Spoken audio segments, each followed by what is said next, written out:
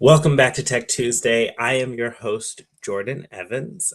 Today, we've got a great episode talking about really tech in senior living in a community, especially a CCRC that is really bo- booming with different people living in different settings. And so, what tech do you bring, and how does it serve across those different settings? And how do you bring the right solutions to the right people? And yeah, today we're meeting with Joe Velderman of Cypress Living, who is VP of Innovation there. And I'm excited for another great episode of Tech Tuesday. But before we jump into anything, the Foresight team here, I'm really apprehensive about this. We'll see. I think it's going to be great. They put together this opening intro, and so I've never seen this before. You've never seen this before. So without further ado, let's experience it together.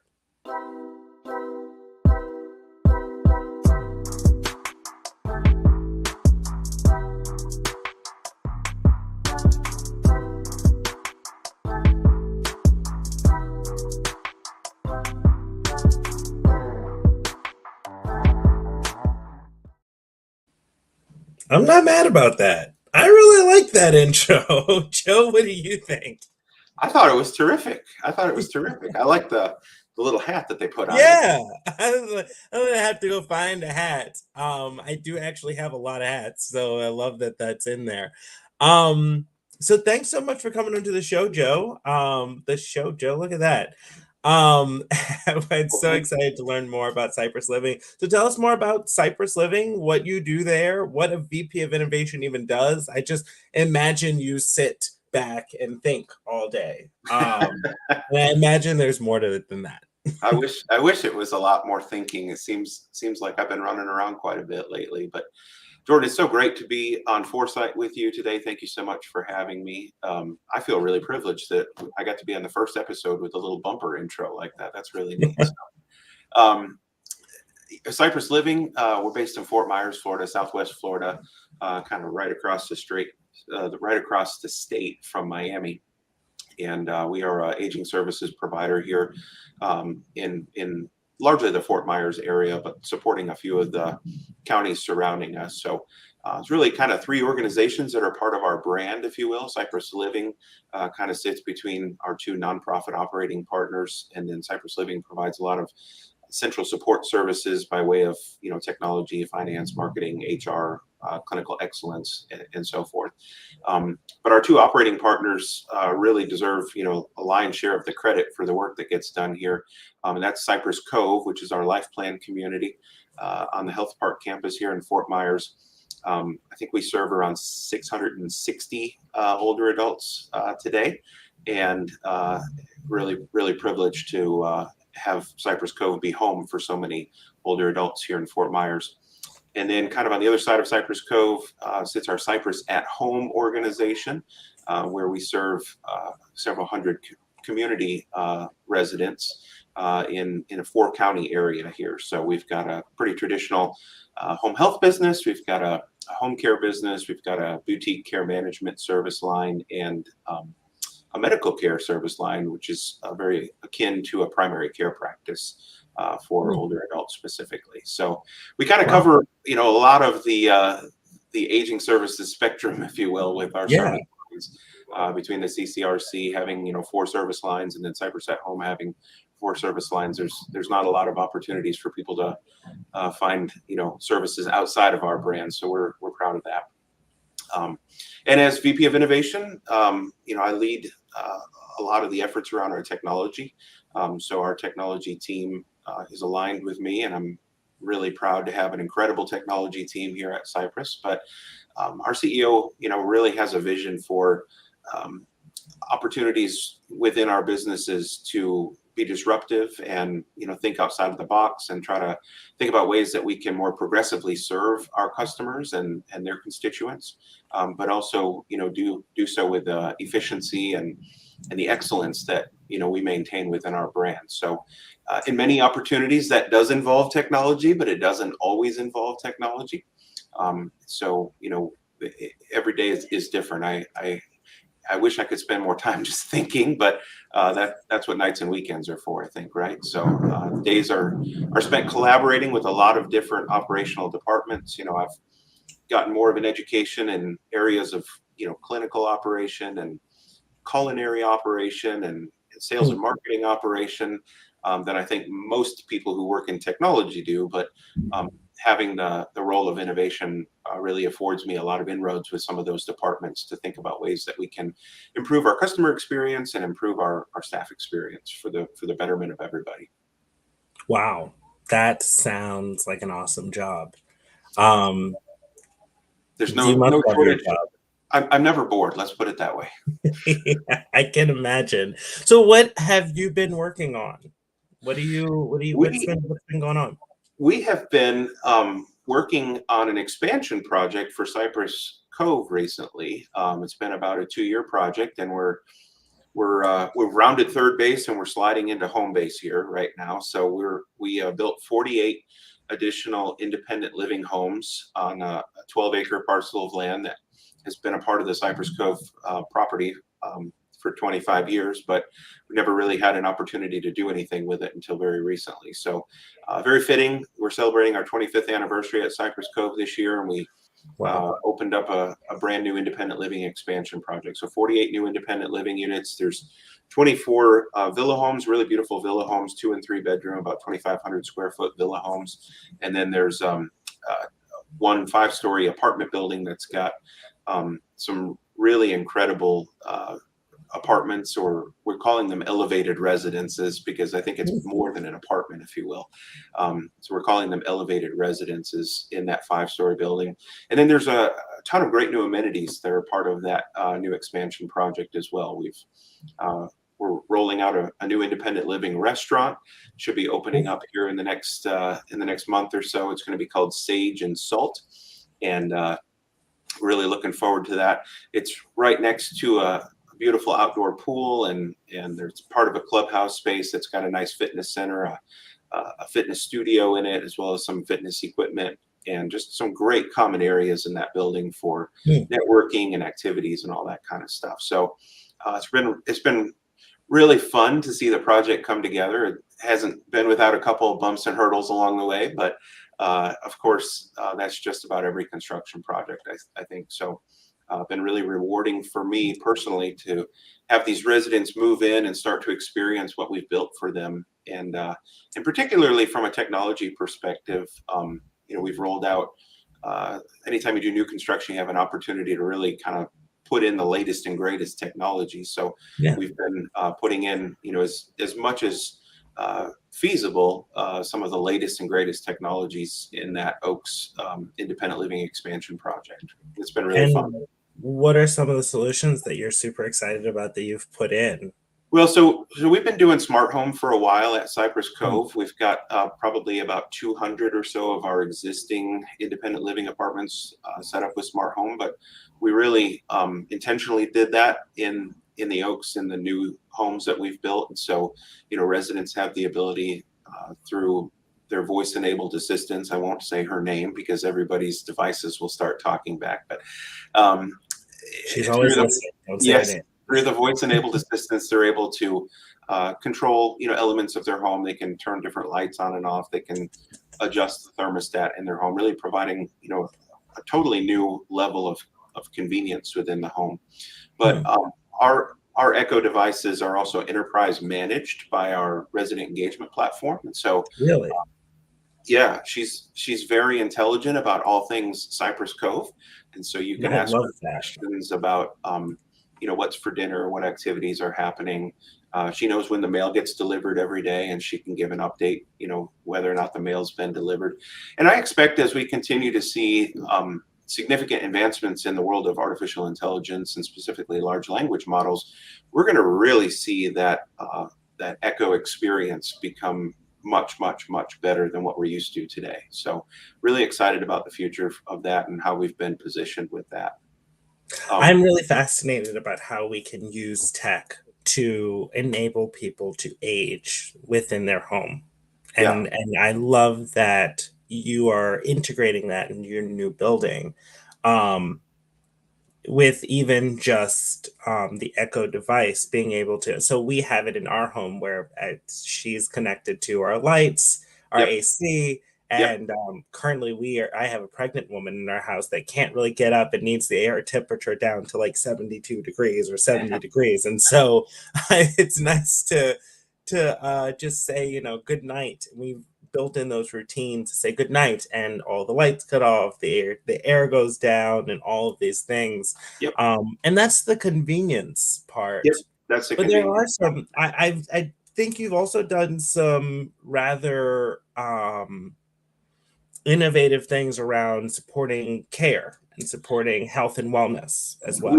We have specifically around life safety, and so very important to us here at Cypress. Our mission with our CCRC is to try to maintain independence of our independent living residents for as long as possible. Right, we want them to maintain their independence as long as possible. There's a lot of health and wellness benefits to that, and a big part of that for us is maintaining safety within the home. Right, and so when we started the project, we committed to putting in the latest and greatest safety technology in the home, is what we could find. And that was a little bit nerve wracking for me because there has not been, up until very recently, there has not been a lot of great advancements in safety technology within an older adult's home. And Hmm. we've even had incidents here with our existing pull cord system where, unless if you happen to fall right next to that pull cord, It's the full uh, card. it's very difficult to call for help, right? And so I know that there's pendants and so forth, but independent living residents, particularly in our community, don't always like wearing those pendants because it's kind Yeah. of a beacon of broadcasting that you're vulnerable, right? And so I was at a conference. I was at the Senior Living Innovation Forum conference in Hmm. 2023, and I ran across an organization called Nobi. And Hmm. Nobi's a Belgian company that has designed a really, really beautiful looking lamp that's much more than a lamp. Quite honestly, at its core, it's a lamp. So I love the fact that it's just kind of an everyday item. I think it promotes a lot of dignity, particularly in an aging services environment. But the lamp has some really advanced optical sensors on it, and then there's actually a computer on board the lamp that's doing artificial intelligence processing of what those optical sensors are picking up. And Wow. so it's looking for changes in motion. It's looking for changes in posture. It's looking for changes, the speed at which those changes happen. And today it's very, very effective at looking at whether or not a person has fallen down or not. And so Wow. we've we and these are independent living homes that we've built, and we know from years of collecting data that about 91% of our falls in independent living happen within the master bathroom of the home. Hmm. um, Kind of makes sense, right? There's some slippery surfaces in there, and you introduce some moisture, and it's a recipe for opportunities to experience a fall, right? So we put the Nobi technology into the master bathrooms of all of our brand new homes, and we've just been delighted with the response from the residents and the way the technology is working for us. It really is keeping our residents safe, keeping them protected, helping them maintain independence, but it's also helping to maintain their dignity while they're living in their home, right? These homes are really beautiful homes. They can have their friends over from church after Sunday, or they can have their grandkids over, and there's not these weird looking medical devices, on the Yeah. wall with pull cords and stuff like that. Everybody just sees a lamp and nobody thinks any differently about it because everybody Right. has a lamp in their home, right? Yeah. So pivoting a little bit, Yep. because one thing that I always love to talk about is literacy, Yeah. and tech literacy specifically. Yeah. We've had a few episodes talking about tech literacy, and I know that this is a pivot even from what I prepared for the questions, but I think about this often as you bring out and roll out these new tech solutions or new systems to either staff or residents. There is a level of literacy that is needed not only for just them to interact with the system itself, but for also you to gather the right amount of data, the right data. Like it doesn't work. Okay, well, what doesn't work? And in order to speak to the certain components that you may interact with, you have to have a certain level of literacy in what in the different things, and understanding that it goes to a larger network and the Hmm. cloud and all of Hmm. these terms and things, Hmm. and knowing what those mean. Yeah. So, how do you support a rollout with training? It's a great question. It's a great question. And there's a lot of different audiences that you're looking to speak to when you're doing training or when you're introducing a new technology, right?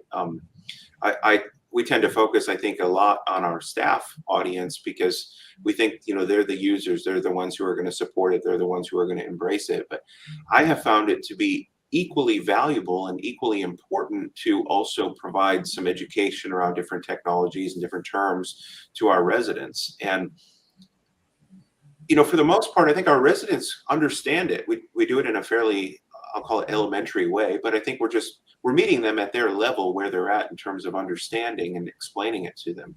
About 3 or 4 months ago, I did a presentation for our residents in our entertainment venue. It was an hour-long presentation specifically on generative AI. And we broke Mm, down, how does a tool like ChatGPT work, right? And so I had a lot of great slides, kind of talking about, we're seeing a lot of news right now around generative AI and whether or not it's good or bad for us, right? And we want to try to demystify that in this session today. And then we took a look back at the history of AI and said, AI is not really a new thing. This is a new flavor of AI that we're talking about. But AI has actually been around since the 1950s. And we talked about a couple examples of AI that residents are very likely familiar with, whether it be the robotic vacuum that they may have had at their home, or uh, the Watson computer beating the contestants on Jeopardy a couple decades ago, or something like that. Those are all flavors of AI. This is just kind of an evolution of artificial intelligence. And then we broke down, how does it really work? How do these tools like ChatGPT or Copilot really work? And so we talked at a high level about things like neural networks and large language models and machine learning and all of those types of things. And then we did some examples. I shared my screen on the projector, and we had some fun with it. We had ChatGPT create a song about Cypress Cove, and ChatGPT write a poem for a significant other, and so forth. And so we sort of provided some education and tried to demystify some of these things that residents hear about. They may not be familiar with it, so that when we go to roll out some of these technologies, it's not a totally foreign concept to them, right? yeah. They understand a little bit how it works. They may not completely understand the inner workings of it. We make that documentation available to them if they're really interested in it. But I think that there's an overall level of trust that comes with being a part of an organization, living at a place like Cypress Cove, that just, hey, I've committed to living here as a resident. I trust that you're going to take care of me. You have a great legacy of providing excellent care, and if technology happens to be a part of that, then I'm here for it, right? And so all those things kind of come together to combine for the educational opportunities, I think, that exist. But it is very important. We can't just expect that 85-year-old people are going to understand what some of these different technologies are without explaining it to them. And I think it's very important to be transparent about that. I love that. Tell you particularly what I love about that. First, you mentioned generative AI. We just had an episode before this last week where we talked about that very thing, generative AI and the history of it. And so that's just tickles me. But the thing I love most about it is those same principles around meeting them where they're at. Um, explaining a concept explaining the concept that support a solution before even talking about bringing in before even exploring solutions with that utilize that concept, and then giving them a chance to play in a space that is without fear of messing up. The Yeah, same principles we can take to staff and yeah, rolling out tech to staff. I that's mean, right. That's right. whether it's an 85-year-old resident or a 25-year-old CNA, That's right. we all no one knows everything about anything, and so That's it's right. important to meet the so please, I mean, please talk to I just love how so often when I hear people talk about caring for residents, it's like that's exactly how we should care for our staff. Yeah. Yeah. And I'll tell you, Jordan, what I found too is, particularly with our staff, but also with our residents to many degrees, it's important to explain the what, but it's equally, if not more important, to explain the why, right? Mm. Um, we uh, we rolled out Microsoft Teams and Microsoft Outlook for all of our associates, all 550 staff members throughout the entire enterprise back in 2019. I think it was shortly before the pandemic started, and that was really revolutionary at the time. There was not a lot of aging services providers that were sort of willing to invest the time and the energy and the resources needed to provide instant messaging and email for every single person within the organization. But we felt it was really important. We felt it was important, not only for communication internally, but we wanted everybody to have an equal opportunity to be heard and to hear what was going on. And when we explained it to people that way, um, there was a lot of buy-in for that, because it was like, hey, we're giving you a company email address. We're giving you these tools to be able to stay in communication with the organization that you work at. Yes, there's going to be some learning. We're going to teach you how to use Outlook. We're going to teach you how to use Microsoft Teams. We're going to kind of show you how that we use it. But we really want you to understand the why behind it, right? Just like you have your favorite apps for your favorite retailers, whether it be Target or Walmart or Amazon or Starbucks or whoever it is. We want to give you an app that you can engage with your organization with in a similar way, so that you can feel engaged, you can feel like you have resources to reach out to other people when you need help. And I've just been amazed at how well some of our users have embraced these tools, and I'm just blown away by some of the unique ways that they found to use these tools within our organization for the last 5 years. Wow. I want to have a whole episode about that. Yeah, Um, we'll yeah, have to do that. We'll have to have you back on to literally to talk about the unique ways that your team are using tech. And so, wow, a half an hour has flown by. Um, I would love to kind of take the last few minutes to kind of talk about what you've learned, what you're learning, what can, because not every community can afford a VP of innovation. I was actually just talking about this the other day with a community that's nearby that has a COO who is actually very familiar with tech. And so yeah, he has no problem not having a VP of innovation, yeah. but not everyone's in that situation either. Right, And right. so not everyone has the person that can really spend the time to interact and really build a full rollout plan and really do all the work that you do. So what have you learned? What are you learning? Well, I think I think there's kind of three things that I'll share from a learning perspective. Number one, as it relates to my role, and I know my title is a little bit unique in our industry, although I'm really delighted to see more organizations sort of embracing this idea of innovation. Um, but it's a difficult role, because at its core, innovation oftentimes means change, and not a lot of people like change. So, introducing new technology oftentimes is predicated by looking at processes and, you know, looking inside of closets that have dirty laundry in them, if you will, and finding out where there's opportunity for process improvement and change management. And that's never a comfortable thing. And so, um, I try to remain likable within our organization, but I think also a lot of people understand that, I'm constantly sort of looking for better ways to do things, looking for opportunities to apply technology. And so, sometimes I think people are apprehensive about sharing too many things with me because they don't want to go through more change, right? They're happy with the way that things are. And so, Change management is something that I continue to learn on a regular basis. I don't consider myself an expert in that by any means. I am much better at identifying broken or inefficient processes and fixing them. But dealing with the change management side of things is an art, and it's one that I am striving to get better at on a daily basis. So that's one takeaway. Another takeaway for me is that we've started here at Cypress Cove specifically with some of these newest residents that we've had. I think we've started to experience some of the earliest baby boomers who are moving into our community. We've been talking about this as an industry for years, if not decades at this point. But I have been really overwhelmed by the expectations and the level of technology fluency that many of our boomer generation residents have.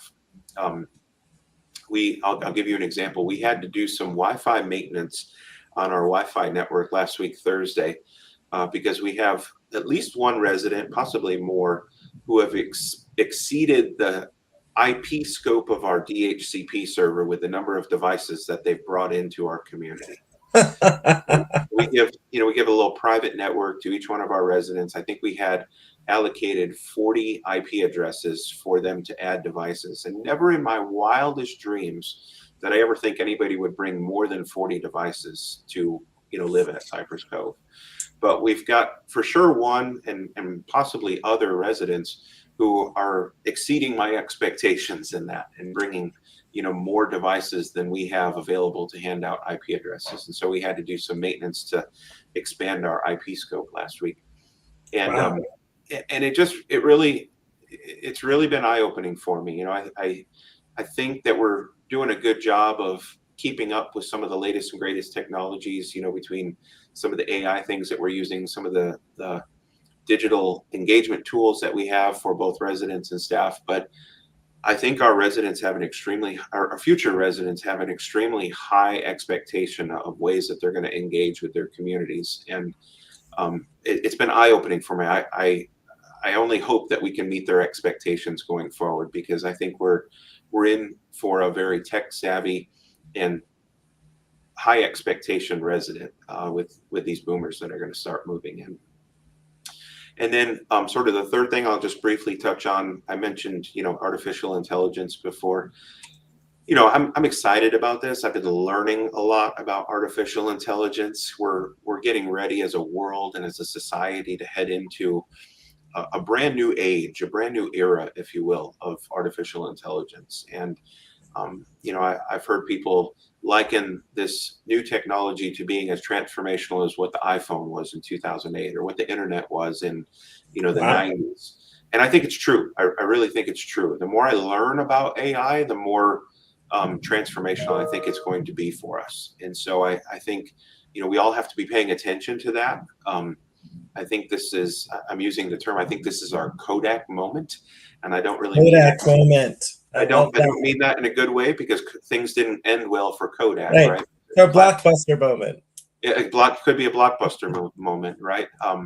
But I think that we all need to be paying attention to that right now. And maybe that we're standing in the batter's box, or we may be already in the first inning of the artificial intelligence age. But it's moving very rapidly, and we all need to be paying attention to that and looking for ways to leverage that technology, because it's going to be very transformational, if not disruptive, for us.